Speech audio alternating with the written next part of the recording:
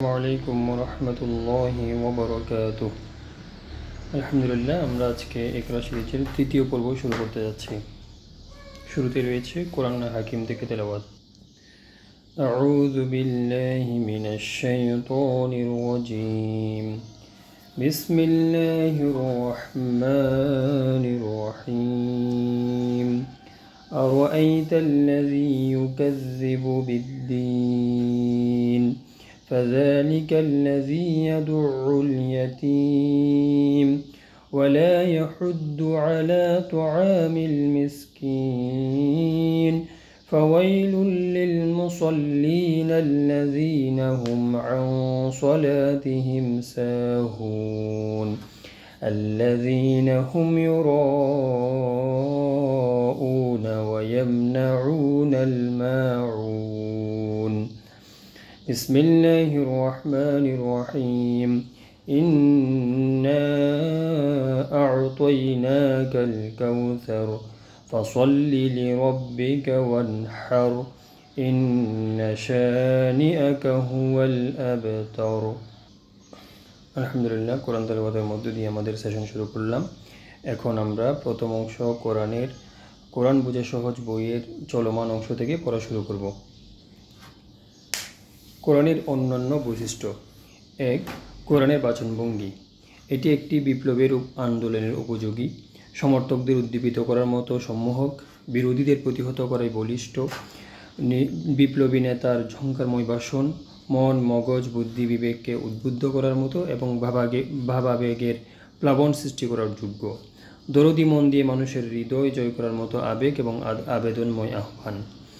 2. কোরআনে কেন একই কথা বারবার উল্লেখ করা হয়েছে। 1. আন্দোলনের বিশেষ এক অধ্যায়ে যেসব কথা মন মগজে বসানো দরকার তা বারবারই বলা দরকার। 2.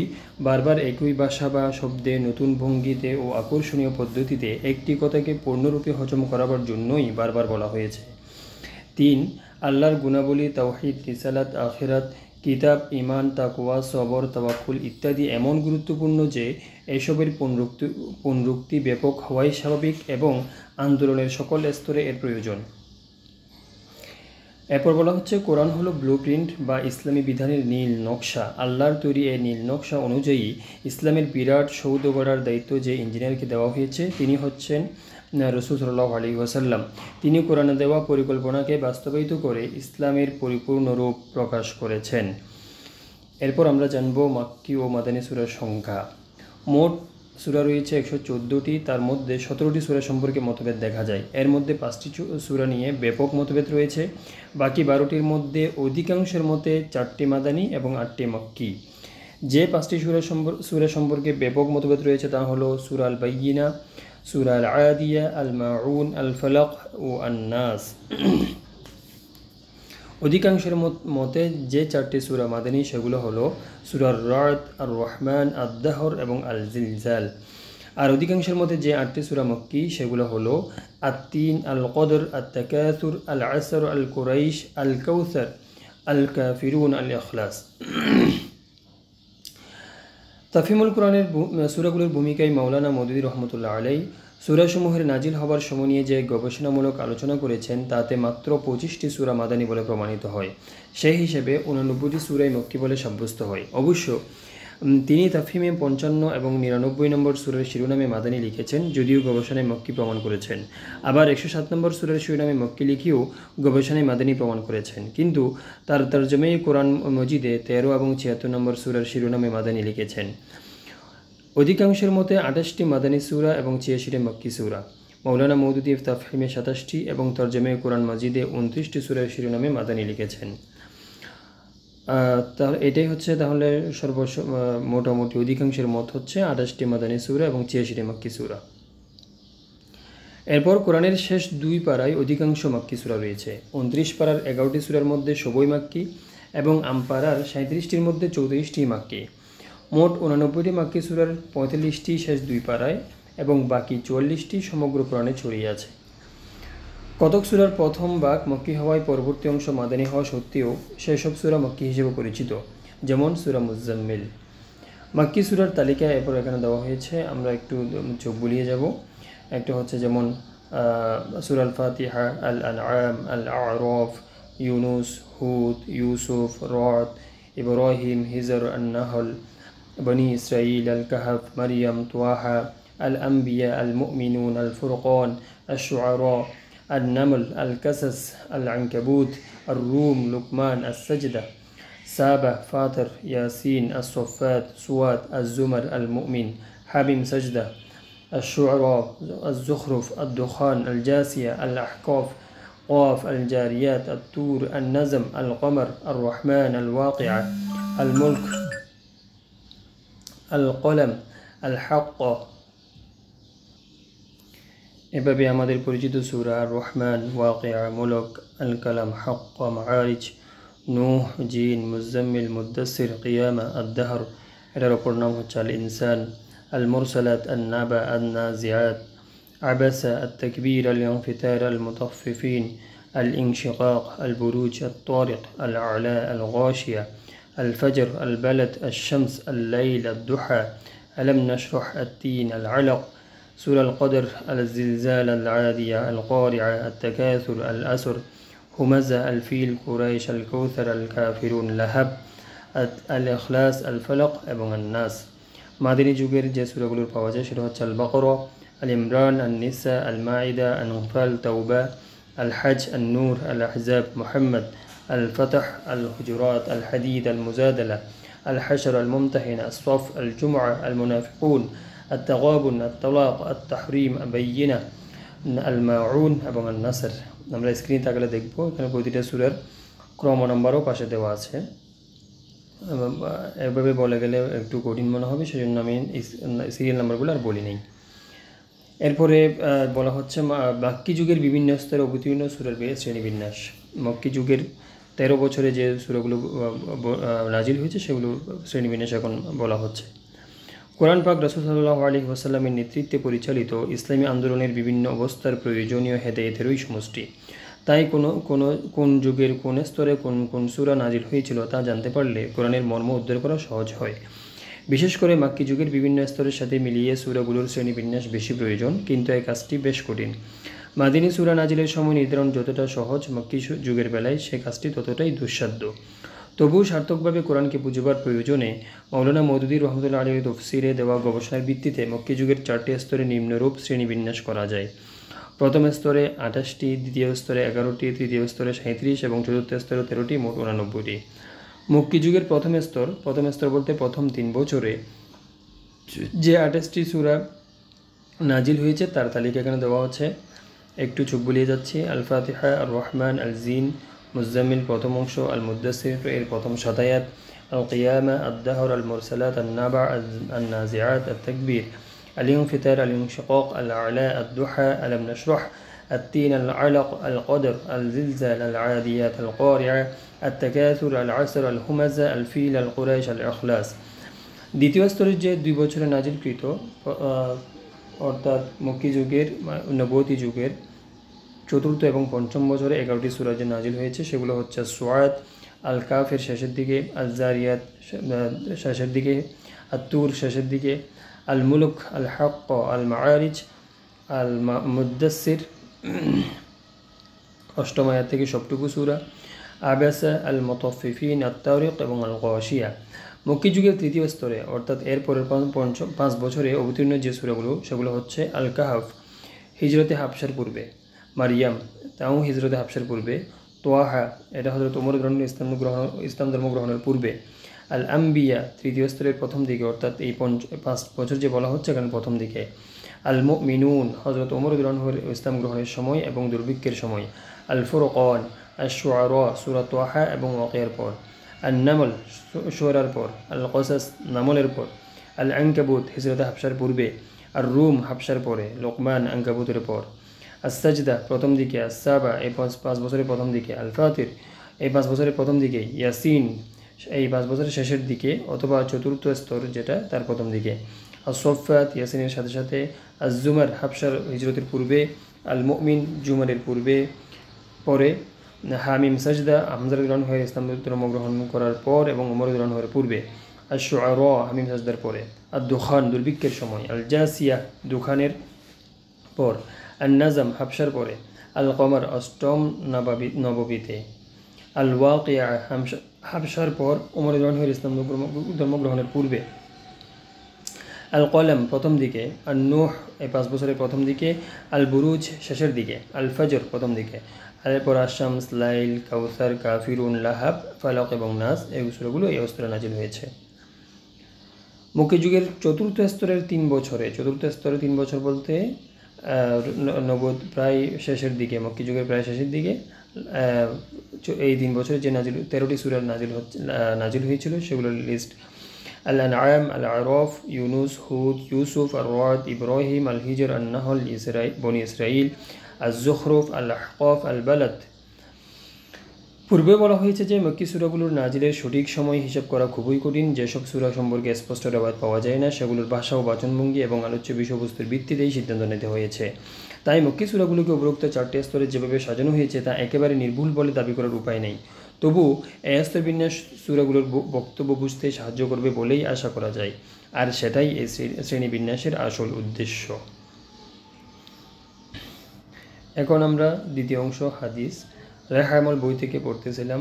আজকে 4 নম্বর হাদিস থেকে পড়ব ইনশাআল্লাহ। এখন যে হাদিসগুলো শুরু হচ্ছে এগুলো হচ্ছে ইমানিয়ত সম্পর্কে। এই আজকের হাদিসের শিরোনাম যেসব বিষয় ঈমান আনা জরুরি। আর ওমর ইবনে খাত্তাব রাদিয়াল্লাহু আনহু, এটা বড় একটা হাদিসের অংশ, এই জন্য কিছুটা করা হয়েছে। ক্বালা, তিনি বলেন, ফাআখবিরনি আনিল ঈমান, আমাকে ঈমান সম্পর্কে বলেন। ক্বালা আন তুমিনা বিল্লাহ, ঈমান হলো আল্লাহর প্রতি ঈমান আনা, ওয়া মালাইকাতিহি, তার ফেরেশতাদের প্রতি, ওয়া কুতুবিহি, তার কিতাবের প্রতি, ওয়া রুসুলিহি, তার রসুলগণের প্রতি, ওয়াল ইয়াউমিল আখির, শেষ বিচারের দিনের প্রতি, ওয়া তুমিনা বিল কদরি খায়রিহি ওয়া শাররিহি, এবং আল্লাহর পক্ষ থেকে যাই ঘটুক না কেন ভালো মন্দ তাকদীরের প্রতি। সরল অনুবাদ যদি পড়ি, হযরত ওমর রাদিয়াল্লাহু আনহু হতে বর্ণিত, আগন্তুক যিনি প্রকৃতপক্ষে জিবরাইল আলাইহিস সালাম ছিলেন এবং মানুষের রূপ ধারণ করে রাসূল সাল্লাল্লাহু আলাইহি ওয়াসাল্লামের কাছে এসেছিলেন, রাসূল সাল্লামকে জিজ্ঞেস করলো, ঈমান কি বলুন? তিনি বললেন, তুমি আল্লাহ তাআলাকে, তার ফেরেশতাদেরকে, তার প্রেরিত কিতাবগুলোকে, তার রাসূলগণকে ও আখিরাতকে সত্য জানবে এবং সত্য বলে বিশ্বাস করবে, আর এটাও বিশ্বাস করবে যে পৃথিবীতে যা কিছুই ঘটে আল্লাহর পক্ষ থেকেই ঘটে, চাই তা ভালো হোক বা মন্দ হোক, এটাই ঈমান। এটি একটি দীর্ঘ হাদিসের অংশ। এটি হাদিসে জিবরাইল নামে খ্যাত। একদিন হযরত জিবরাইল আলাইহিস সালাম মানুষের আকার ধারণ করে রাসূল সাল্লাল্লাহু আলাইহি কাছে এলেন। ইসলাম কি, ঈমান কি, ইহসান কাকে বলে ও কিয়ামত কবে হবে জিজ্ঞেস করেন।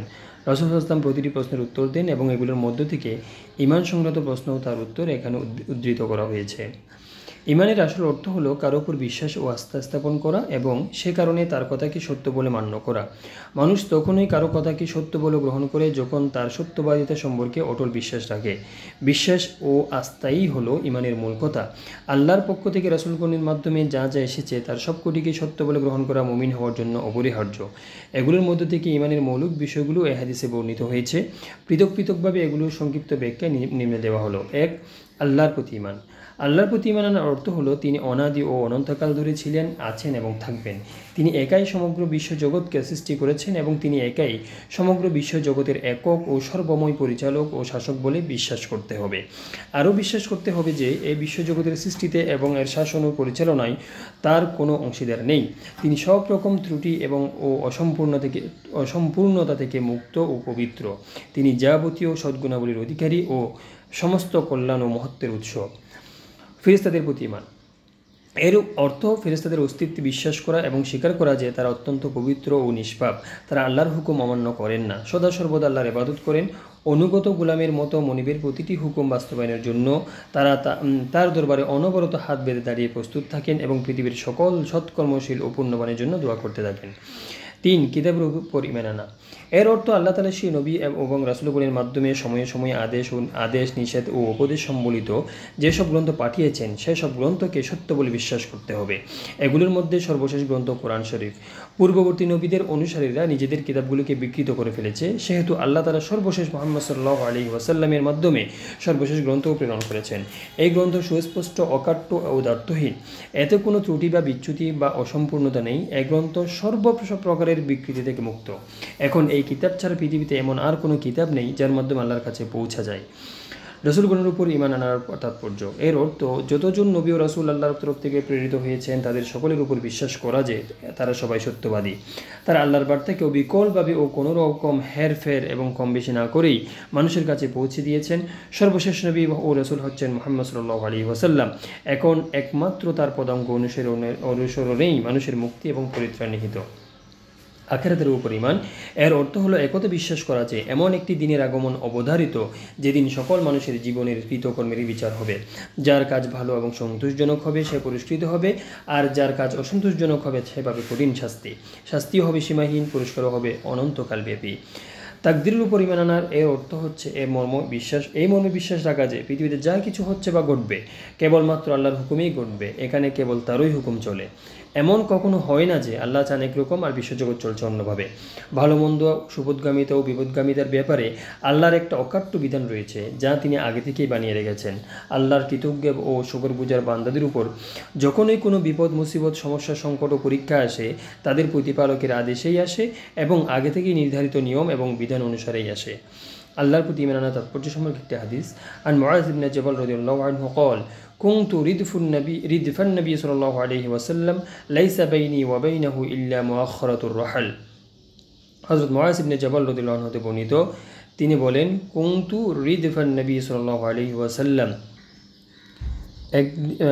কুনতু আমি ছিলাম, রিদফান নবী সাল্লাল্লাহু আলাইহি ওয়াসাল্লাম ওটের পিছনে রাসূল সাল্লাল্লাহু আলাইহি ওয়াসাল্লামের সাথে বসা ছিলাম।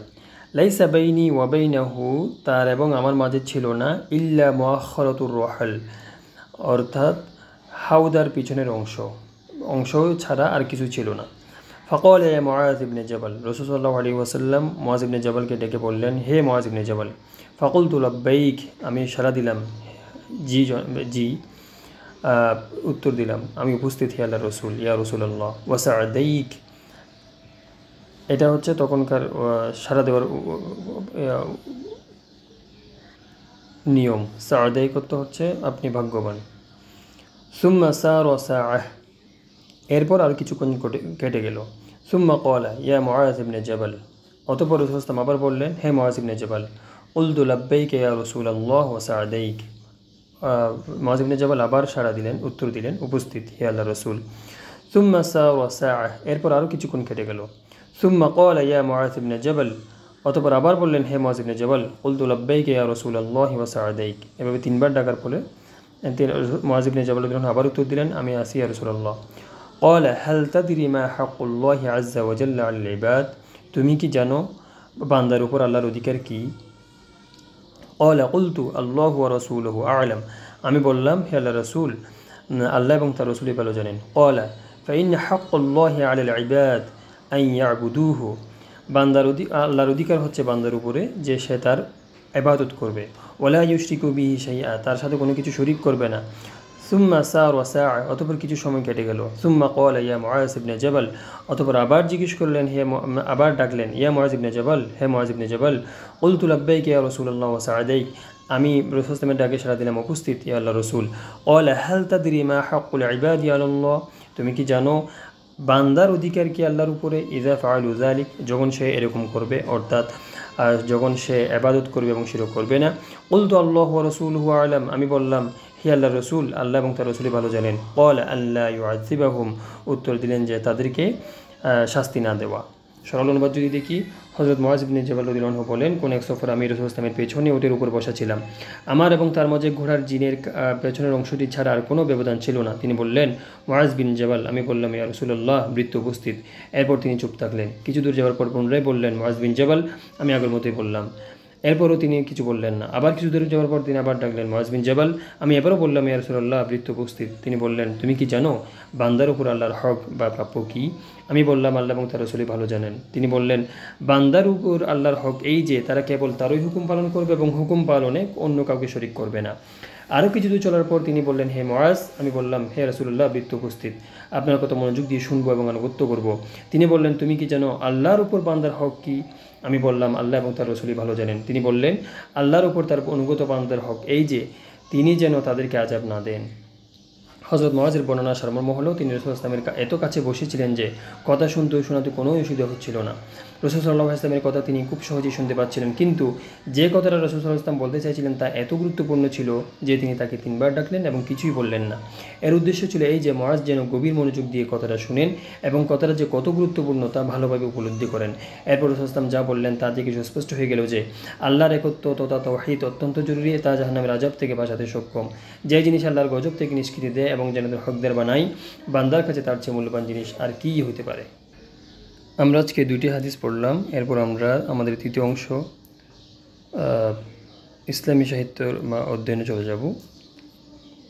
আমরা আসানে ফিকাহ নামক বই থেকে ধারাবাহিকভাবে পড়ছিলাম। আজকের যে বিষয়টা গায়ের ইসলামী আকিদা, আকায়েদ ও চিন্তাধারা। মুসলমান হওয়ার জন্য অত্যন্ত প্রয়োজন যে ইসলামে আকিদা, বিশ্বাস ও চিন্তাধারা সম্পর্কে পুরোপুরি অভিহিত হয়ে স্বেচ্ছায় ও সজ্ঞানে তার উপর ঈমান এনে তার ভিত্তিতে জীবনকে সংশোধিত করে গড়ে তুলতে হবে। ঠিক তদানুরূপ এটাও প্রয়োজন যে ইসলাম এবং ঈমানের পরিপন্থী গায়ের ইসলামী আকিদা ও বিশ্বাস চিন্তাধারা সম্পর্কেও পূর্ণ অভিহিত হতে হবে এবং এসব আকিদা, বিশ্বাস ও চিন্তাধারা থেকে মন মস্তিষ্ক মুক্ত এবং পবিত্র করতে না পারলে ইসলামের দাবি পূরণ এবং সত্যিকার ইসলামী জীবনযাপন কিছুতেই সম্ভব নয়। নিম্নে সংক্ষেপে যেসব গায়ের ইসলামী ধারণা বিশ্বাসের বর্ণনা দেওয়া হচ্ছে, যার থেকে একজন মুসলমান পূর্ণ অনুভূতি সহকারে নিজেকে মুক্ত এবং পবিত্র রাখতে পারে। 1 নম্বর, কুফরি চিন্তাধারা এবং কর্মকাণ্ড পছন্দ করা এবং এতে গর্ববোধ করা এবং অপরকে অর্জন উদ্বুদ্ধ করা ঈমানের একেবারে খেলাফ এবং এসব থেকে অতি সত্বর তওবা করতে হবে। 2, দিন ইসলামের আসল আখলাক এবং তার নির্দেশনাবলীর প্রতি অবজ্ঞা প্রদর্শন করা, ঠাট্টা বিদ্রুপ করা, অবজ্ঞা ও ঘৃণা সহকারে এসবের উল্লেখ করা, ইসলামের প্রতি নির্লজ্জ উক্তি এবং নিকৃষ্ট ধরনের মুনাফিকি, এই ধরনের কথাবার্তা বরদাস্ত করা, কথা ও কাজের দ্বারা এসবের প্রতি ক্ষোভ প্রকাশ না করা, আল্লাহ ও রাসূলের প্রতি অমর্যাদা প্রদর্শন করা হয়, দ্বীনের প্রতি আনুগত্যহীনতা প্রকাশ করা হয় এবং এর দ্বারা ঈমানের চরম দুর্বলতা প্রকাশ পায়। 3, আল্লাহ এবং তার নবী সাল্লাল্লাহু আলাইহি ওয়াসাল্লামের নির্দেশনাবলী অবগত হওয়ার পরেও বাপদাদার প্রথা, সামাজিক আচার অনুষ্ঠান পালনে অনমনীয় মনোভাব প্রদর্শন করা, আল্লাহ এবং তার রাসূলের নির্দেশের পালনের অবমাননাকর মনে করা ইসলাম বিরোধী আকিদা, বিশ্বাস এবং চিন্তাধারার ফল। ঈমানের সাথে এসবের কোনো দূরতম সম্পর্কও নেই।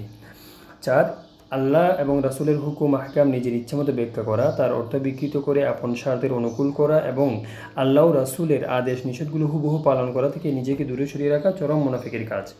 5, আল্লাহ এবং তার রাসূল সাল্লাল্লাহু আলাইহি ওয়াসাল্লামের হুকুম আহকামের সমালোচনা করা, তার মধ্যে ত্রুটি বের করা, সময়োপযোগী মনে না করা, এ ধরনের উক্তি করা যে এসব অন্ধযুগের কাজ কারবার, এসব কিছুই ভ্রান্ত চিন্তাধারার ফলশ্রুতি, যার সাথে ঈমানের কোনো সম্পর্ক নেই। 6, আল্লাহর অবিশ্বাসীরা হালাল হারামের ব্যাজ বিচার না করে ধন সম্পদ উপার্জন করে এবং আনন্দমুখর জীবনযাপন করে, এসব দেখে যদি কোনো মুসলমান তার ঈমান সম্পর্কে লজ্জাবোধ করে এবং বলে, আহা, যদি মুসলমান না হতাম তাহলে আমরাও দুনিয়াকে উপভোগ করতে পারতাম, তাহলে এসব চিন্তা, ধারণা, উক্তি ইসলাম বিরোধী চিন্তাধারারই ফল বলতে হবে। এসব থেকে ঈমানকে রক্ষা করা একান্ত বাঞ্ছনীয়। 7, শরীয়তের বাধা নিষেধকে উন্নতির পথে প্রতিবন্ধকতা মনে করা, মহিলাদেরকে জীবনের প্রতি ক্ষেত্রে পুরুষের কাঁধে কাঁধ মিলিয়ে কাজ করাতে গর্ববোধ করা, ঘরের সম্ভ্রান্ত মহিলাদেরকে পরস্পরের সাথে হাত মিলিয়ে নিঃসংকোচে গল্প আলাপ করতে, সম্পর্ক স্থাপন করতে দেখে গর্ববোধ করা এবং এটাকেই প্রগতি মনে করা নির্লজ্জ ধরনের ধর্মহীনতা। এটা আত্মমর্যাদা এবং ঈমানি মর্যাদাবোধের একেবারে খেলাফ। 8, দ্বীনি শিক্ষা দীক্ষা গ্রহণের ঔদাসীন্য, ইসলাম সম্পর্কে অজ্ঞতাই শুধু নিশ্চিত থাকাই নয়, বরঞ্চ অজ্ঞতার কারণেই ইসলামের উপর আমল না করার জন্য অক্ষমতা প্রকাশ, ঔদ্ধত্যপূর্ণ চিন্তাধারা যা একজন মুসলমানের ঈমান আকীদা নষ্ট করে দেয়। 9, আল্লাহ ব্যতীত অন্য কাউকে লাভ, লোকসান, সম্মান, অসম্মান, উন্নতি, অবনতি প্রভৃতির মালিক, মুখতার মনে করা, তৌহিদি বিশ্বাসের বিপরীত। 10, আল্লাহ ব্যতীত অন্য কারোর জন্য অন্তরে ভীতি পোষণ করা, কারো উপর ভরসা করা, কারো উপর আশা পোষণ করা, মানব জীবনের উত্থান পতনের এখতিয়ার অন্য কারো কাছে আছে বলে বিশ্বাস করা ঈমানকে বিনষ্ট করে। 11, আল্লাহ ব্যতীত অন্য কাউকে অভিভাবক, পৃষ্ঠপোষক, কার্য সম্পাদনকারী, প্রয়োজন পূরণকারী, বিপদ দূরকারী, ফরিয়াদ শ্রবণকারী, সাহায্যদাতা ও রক্ষাকর্তা মনে করা তৌহিদি আকীদার বিপরীত। 12, ভবিষ্যৎ সম্পর্কে কাউকে কিছু জিজ্ঞেস করা এবং তা বিশ্বাস করা ঈমান নষ্ট করে দেয়। 13, আল্লাহ ব্যতীত অন্য কাউকে হাজির নাজির মনে করা, গোপন এবং প্রকাশ্য সব তার জানা আছে এরকম পোষণ করা ইসলামী আকীদার খেলাফ। 14, আল্লাহ ব্যতীত অন্য কাউকে মনোবাঞ্ছা পূরণের জন্য ডাকা, কারোর কাছে রুজি ও সন্তানাদি চাওয়া, কারো নামে সন্তানের নাক কান ছিদ্র করার চুলের জুটি রাখা, কারো নামে মানত মানা পরিপূর্ণ শিরক। 15, আল্লাহ ছাড়াও কারো নামে পশু ছেড়ে দেওয়া, পশু জবেহ করা, সন্তান বাঁচার জন্য বেদাতি কাজকর্ম করা, নবপ্রসূত সন্তানকে রক্ষা করার জন্য তার শিওরে কোনো অস্ত্র রাখা, সন্তানের জীবনের জন্য অন্য কোনো শক্তিকে ভয় করা প্রভৃতি শিরক এবং তৌহিদের বিপরীত। বিয়ে শাদী, সন্তানের জন্ম, খতনার সময় এমন সব কাজকর্ম পরিহার্য মনে করা যা ইসলাম পরিহার্য মনে করেনি, এইসব গায়ের ইসলামী চিন্তাধারা এবং কুসংস্কার। রোগ ও মৃত্যুর জন্য আল্লাহর উপর দোষারোপ করা, অসঙ্গত দুস্তাহিপূর্ণ উক্তি করা, আল্লাহর প্রতি খারাপ ধারণা পোষণ করা ঈমান নষ্টকারী। অসাধারণ বিপদ আপদে পতিত হয়ে এবং বারবার বিপদ এবং বিভিন্ন দুর্ঘটনার শিকার হয়ে আল্লাহর অনুগ্রহের প্রত্যাশা না করা এবং নাউজুবিল্লাহ আল্লাহকে দয়ামায়াহীন মনে করা কুফরি চিন্তাধারার প্রকাশ। এ ধরনের শয়তানি ওয়াসওয়াসা মনের মধ্যে প্রকাশ পেলে সঙ্গে সঙ্গে খাঁটি দিলে তওবা করা উচিত। কারো সামনে হাত বেঁধে দাঁড়ানো, কাউকে সিজদা করা, কারো সামনে মস্তক অবনত করা শিরক। কবরে চুমু দেওয়া, তার সামনে হাত বেঁধে দাঁড়ানো, কবরে কপাল ঠেকানো এবং এই ধরনের যত সব কর্মকাণ্ড সবই তৌহিদি আকীদার পরিপন্থী এবং চরম অবমাননা। কোনো পীরের ছবি বরকতের জন্য কাছে রাখা, তাতে ফুলের মালা পরানো, তার প্রতি শ্রদ্ধা প্রদর্শন পুরোপুরি শিরক। আল্লাহ ব্যতীত অন্য কারো কাছে আশ্রয় প্রার্থনা করা এবং এমন বিশ্বাসের ঘোষণা করা যে অবস্থার পরিবর্তন করার ক্ষমতা তার কাছে আছে, একেবারে শিরক।